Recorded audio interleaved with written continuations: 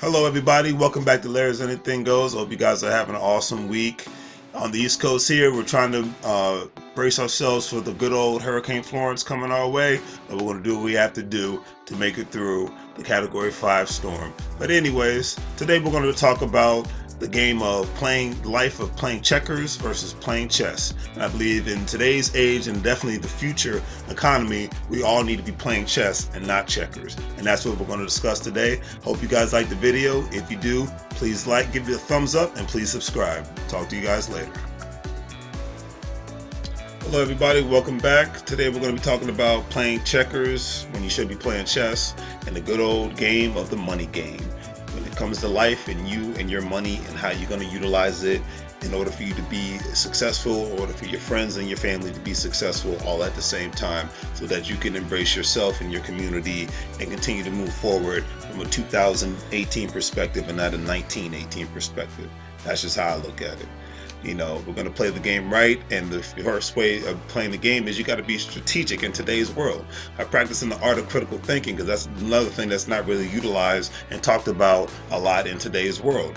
You know, when it comes to playing the money game right, you got to play it from a chess perspective. Add the intellect into every move you make from a calculated move, whether it's a calculated risk or any other calculated move at all. You got to play the game right and play it to win all at the same time. And then another thing you got to say to yourself, how are you starting your day off? Are you starting your day off on a positive note, or are you starting your day off on a negative note? A lot of people start their day off by watching the news, and not good. Because majority of the time, 80 to 90% of the stuff that's going to be in the news is usually going to be something to scare the crap out of you, or going to be something negative or something controversial to get the triggers going, so you end up being a little ticked off going to work or starting your day off in your business and all that good stuff. And I like to start off the day with a couple of positive affirmations. I love to read books. You know, I'm a reader. I'm a big advocate of people reading, and I love the fact that I read about at least 3 books a day, and a couple of pages in the morning, a couple of pages at night, and usually it's all on a positive note, so it gets my mind going. Sometimes I start off my day working out, or I'll end my day off by working out, but it definitely gets the blood going. Either way, I'm going to get some sort of exercise in the morning by getting a good walk in, so my mind, body, and spirit is on point and ready to go, and I'm not going to allow anything negative to impact my day. Because if you start your day off on a negative note, I say 70-80% of the time you have a chance of your day ending off on a bad note, because you're being basically surrounded by negativity, and you're making it worse by you bringing negativity into the fold. So, and obviously it matters the kind of people that you're surrounded with at the same time, because if they're all negative, eventually it's going to seep into you like a poison. I always call being a negative person is being a person that is not only miserable, but somebody from the negative poisonous tree, because being that way is very poisonous all at the same time. You know, healthy body, healthy life. If you're not going to go to the gym, hey, don't go to the gym. Go for a walk. Especially if you live in a beautiful area where you got palm trees and sandy beaches, go for a walk, go to a park, do something. If you're at work on your lunch break, go for a walk. Listen to some music, listen to a podcast, listen to me. I'm just kidding. Just do whatever. Just do whatever that's going to get your mind and your body right, especially your body right, because it's all connected at the end of the day. And that's that's how I look at it. And then, another thing you got to go into, how to utilize your free time. Whether you own a business or whether you're working for somebody, are you utilizing your free time in a great manner? Like I said, myself, my free time usually consists of reading. It usually consists of working out. And then after that, especially once I get off of work, it usually consists of me going after my dreams, pursuing my goals and aspirations, working on my business, kind of like I'm doing right now, making this video. That's how I utilize my free time in order for me to feel real effective. Because no matter who you work for, remember, when you're working for somebody, you're working on their dream. When you get off the clock, it's time for you to work on your dream. That's just how I look at it, and I just keep it simple like that, Because living in the DMV area, I call it uptight country. It is. People can say what they want to say it is. Maryland, DC, Virginia, Northern Virginia area. A lot of people are uptight. You got some nice people here, but you got a lot of uptight people here that think they're better than everybody and are very snooty. and every area has them. This isn't a special area, but you have a lot. It makes that kind of atmosphere makes it very hard for you to network and connect with people, because a lot of people here have the high school complex. Was I, in the military with you? Did we go to the same school? Did we grow up in the same neighborhood? They don't know how to connect outside of that sometimes. And is there anything wrong with that? Absolutely not. But sometimes it's hard for you to have different perspectives brought into your fold and different opinions. And a lot of times, because if you're surrounded by people with always the same opinion and same mindset, same background, then a lot of times you're going to end up getting the same result. There's nothing wrong with having some sort of a mixture to bring different perspectives, and different perspectives can equal better options, better opportunities, better atmospheres. But that's just how I look at it. When I was, because going to California, it kind of, I just got back there last week. There's Riverside, California, my future home. It just put a lot of things into perspective in regards to not only what I want, but how I want it to obtain it. By meeting a lot of great people out there who are open to just talking to me, and none of them knew me from Adam. And it's funny, I talk to more people every time I go out there compared to who I talk to and engage with in Prince William County, Virginia, where I grew up at. Kind of ironic, but it's just a different atmosphere. So people are a lot more mellow and laid back, and they're open to listening to different ideas and different opinions. And even if they disagree with you, they're not going to shame you for disagreeing with you. It's like we live in a world nowadays where people act like they can't disagree with anybody anymore. It's just like, well, it's actually nothing wrong with having a difference of opinion. The only thing is having respect with that person who has a difference of opinion. Okay, you believe in this? Well, I don't believe in that. Okay, well, I respect that. Let's move forward. That's what real adults do. But I could go on that tangent all day, because that's why you have such a cliquish society nowadays, because people don't want to be surrounded by other people who think differently and live differently, and etc. and so forth. And that's why a lot of times that group of people end up playing checkers and not playing chess when it comes to the money game, because they will not listen to anybody else's opinion and perspective. And if they do, they usually come back at somebody in a negative way, and they just lessen the perspective and all that good stuff, and they don't broaden it at all. And then it just kind of brings the mood down, and you just end up being surrounded by the same people talking about the same things for the next 20 to 30 years of your life. Crazy, right? But hey, it is what it is. And then you got to look at things from a strategic standpoint. And when I segue into this, because you have people that end up getting raises on a job, or they end up getting another job where they make, where they're making a little bit more money, but their whole concept with making more money is by materialistic nonsense. So that, to me, it's like that's not a strategic move unless that materialistic nonsense is like something that's going to be turned into an asset, meaning it's making you money, whether it's a home. A lot of people utilizing their homes, Airbnb, cars, Uber, Lyft, Amazon Prime, whatever. Okay, great. That's a way of utilizing your money in a great way. Or maybe you're going to partner up with somebody to buy some sort of investment property, or you're going to buy into a franchise. A friend of mine, she ended up getting a raise at her job, and then she ended up partnering up with two people, and now they have actually their own cleaning business, and they're developing cleaning contracts. And she's in a position in her life where she does not have to have a job. She just has a job for the extra security now, because the business is actually profitable. So she has the option to have a job. She doesn't have to have a job. And when it comes to financial intelligence, to me, that's the main thing. Have the option to not have a job. Set yourself up in a position where you don't have to have a job, or at least get yourself to a point where your debts are only down to your mortgage or just a car, one or the other. That's how I look at it when it comes to other ways of financial intelligence, because not everybody is meant to be a business owner. I get that, and I totally respect that, but pay raises means less debts, unless the only increase in debt you should have is asset debts, business debts, not car debt and home debt that's not making you money. It's just sucking away at you like a tick, instead of, breathing life into your bank accounts and breathing life into your other assets like money should, but that's just, to me, that's how you play the money game in the right way, and I segue into the whole retirement thing. Now, in this area where I live at, you have a lot of people that talk about retirements on a regular basis. Anything wrong with that? Absolutely not.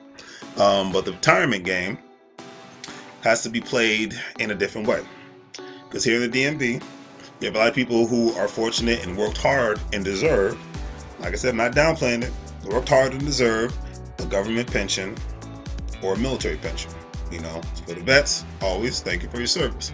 You get your military pension. Right on. Handy business. Now, like I said, there's nothing wrong with that. You know, a lot of times they move to a state where, you know, that pension's not taxed at all. Ain't nothing wrong with that, okay? But if you're planning to still pay a mortgage or pay rent, then your retirement, for the most part, is really not going to cut it financially. You know, for example, if you receive $1,500 to $2,000 a month and you're still paying rent or mortgage and car notes, if you have student loan debts or if you have any other sort of debts, medical debts, you know, or you're in the business of trying to have all up-to-date stuff, which a lot of people do when they buy a house. You know, they want everything to be nice and fancy because they want to impress people. You know, like I said, the high school mentality. Sometimes it's not going to cut it, even if you're living in one of the cheapest states or towns where, you know, the rent or the mortgage might be less than $600 to $800 a month, or the most $1,000 a month. You know, you always got to put in the cost of food, cost of cars, cost of your car maintenance, and especially medical costs, from prescriptions to medical examinations, because those are definitely going to go up significantly because the medical industry is a booming thing, and that's the, you know, the medical debt crisis. That's another thing that people don't talk about enough. You know, because even if you have insurance, you're still going to pay out the yin yang unless you're rich. I'm just talking about working people here and people that are retired here.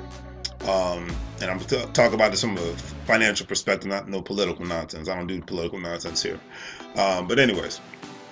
So you have those things to weigh in. And then say if you even have a house and it's paid off and you don't have a mortgage, you still got to pay property taxes on it. Okay? One way or the other, no matter where you live at, some state or city or town or the federal government, they're going to get their money. That's just what it is, you know.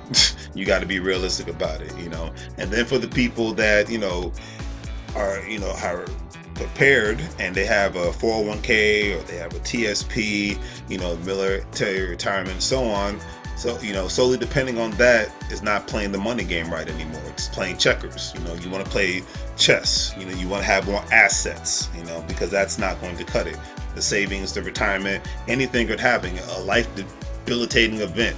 Your house could get washed away. And what if insurance doesn't cover it? I mean, and I'm not even trying to be funny. You know, you have a storm coming up the East Coast, you know, that's going to affect a lot of areas and a lot of people, and it's going to affect their lives. We've seen this 1,000 times. The majority of the time, even if these people do have insurance, majority of the time the insurance does not cover it at all. And if it does cover, it doesn't cover to a point where a lot of people can even rebuild, and they have to end up moving someplace else and starting all over again. You know, no, but this conversation's not had a lot in the media. It's usually some dumb nonsense that's going on, and that's why I talk about it here on my little blog, because it's important to me, and I would hope that this is important to you because it affects everybody.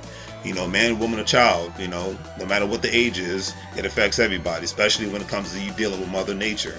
Is your savings going to cut it? Is your retirement going to cover it? Is your, or do you have assets? And if you do, are your assets going to cover it? These things all play in our day-to-day lives, you know, and a lot of times people just don't look at it like that, you know, because even if you're, say, at the instance, you're making about $1,500 to $2,000 a month, you know, for a lot of people that's in the DMV, that's not a lot of money. But if you live in one of those parts of the United States where it's cheaper to live, that's still not going to cut it, because say in the next 15 to 20 years, you got that great thing called inflation, and it does affect you. And the financial experts say, and you can do your own research on this, they say that about people are going to need about 80 to 90% of their pre-retirement income after they're done working. But a lot of financial planners say that that's not even going to cut it. That's the crazy thing. And they're suggesting that, you know, you're going to need a lot more than that, depending on even the amount of your retirement, especially if you had a job that was only paying $50,000 to $60,000 a year.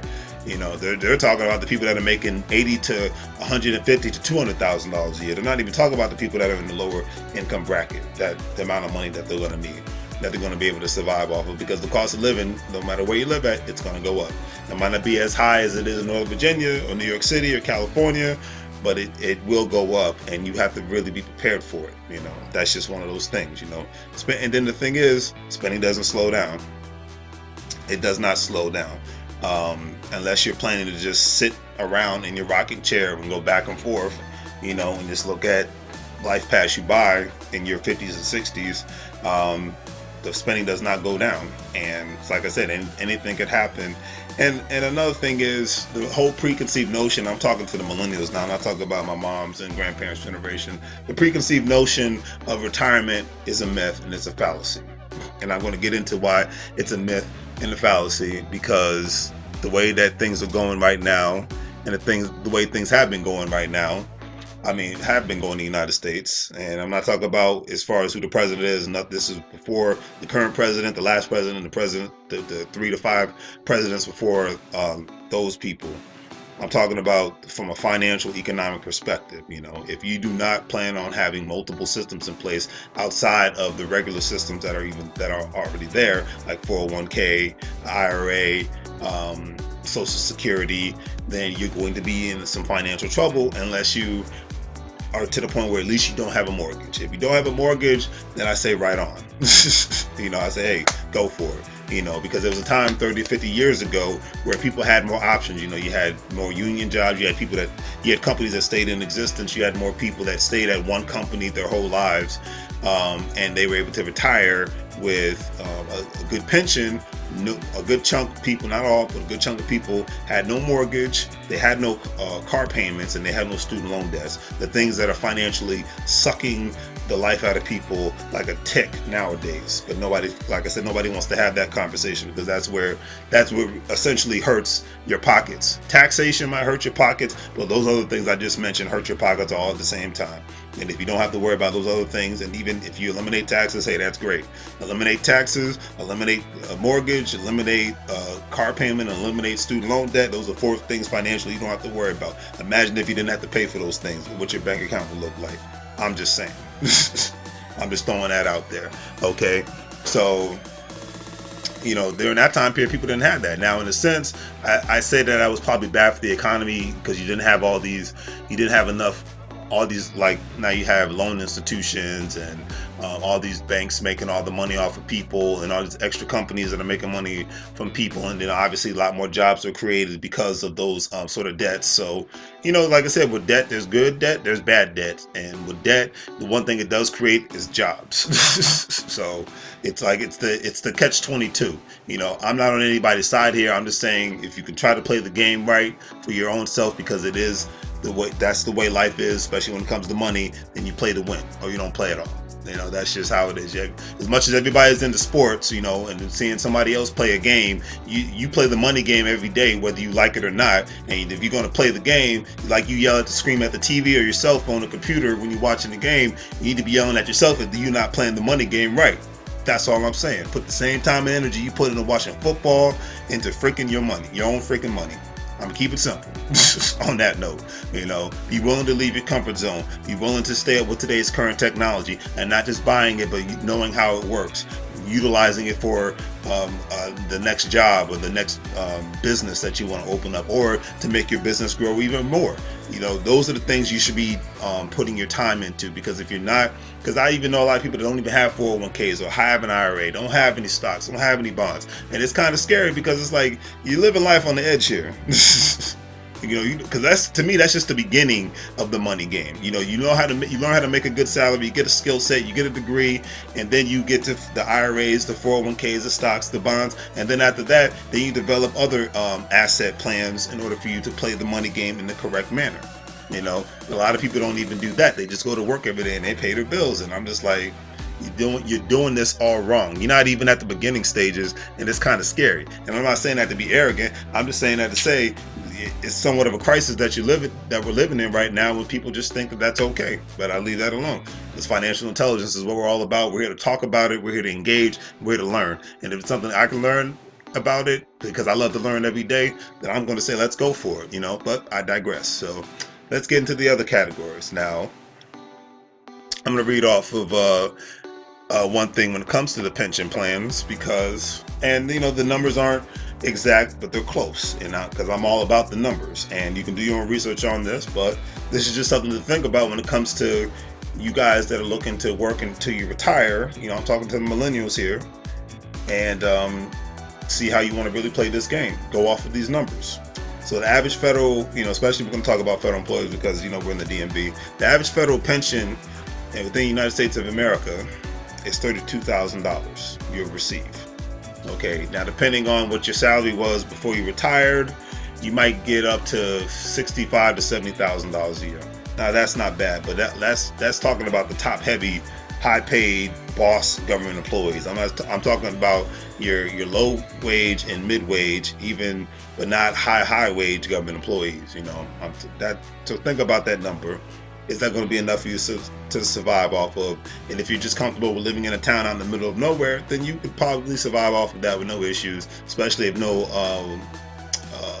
Mother Nature events or life-threatening events happen to you. And in today's age, we know that can happen with how crazy the weather can be, how people are living longer but still having a lot of medical conditions.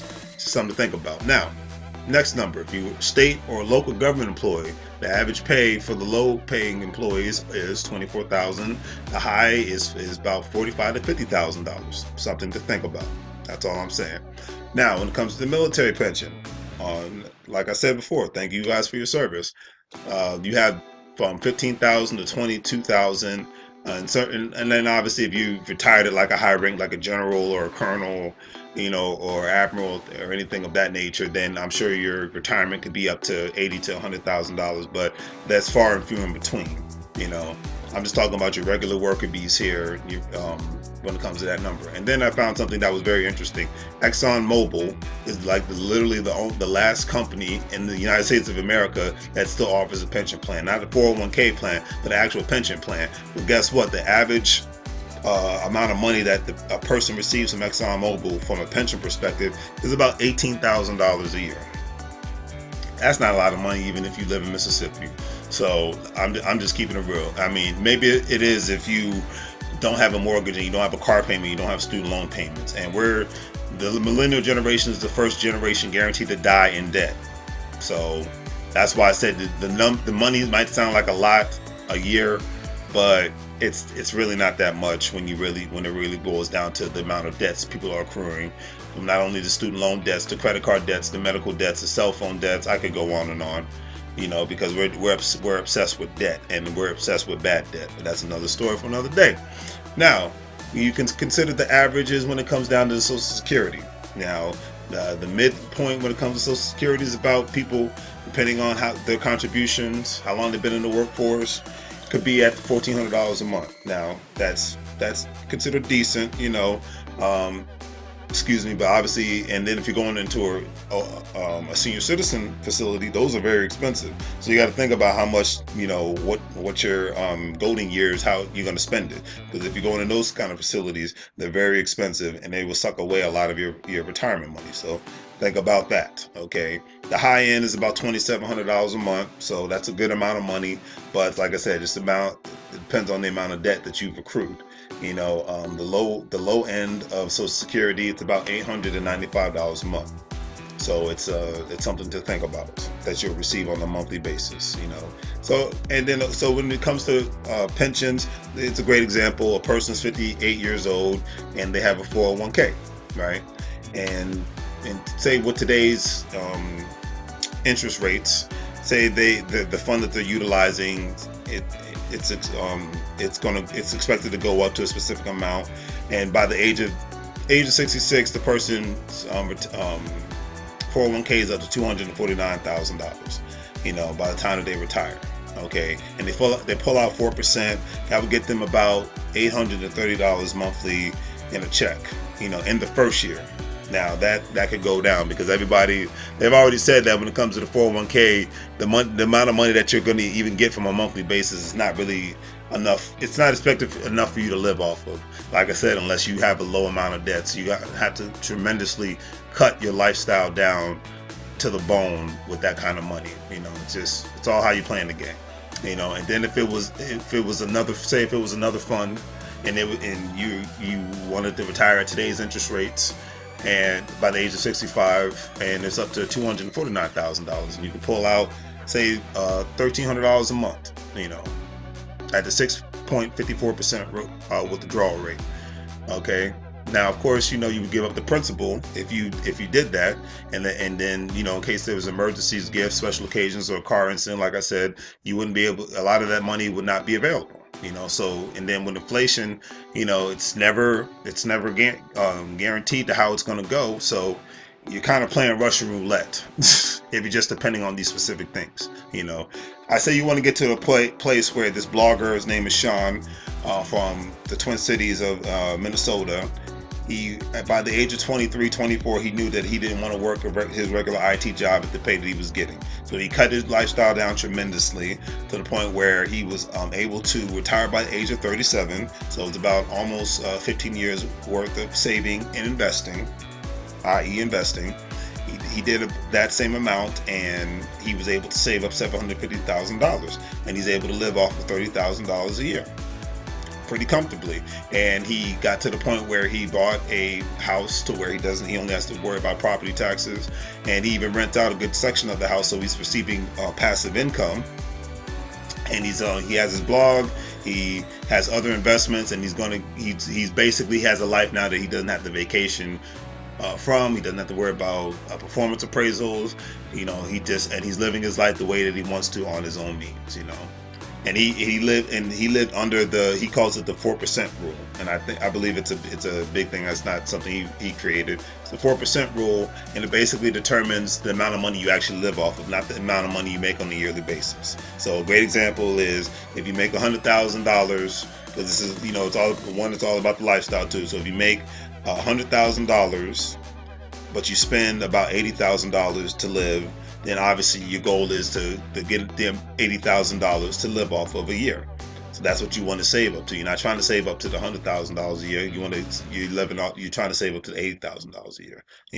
So on that note, it's all about financial intelligence. Thanks you for the new people that like my page. Please subscribe to my YouTube page, especially if anybody who's an Amazon shopper. Please let me know. I can get you the good products at a great rate, and let's continue this financial intelligence journey. Please comment and let's get the conversation going. Please share the video, and thank you all for watching, and I hope you guys have a great day.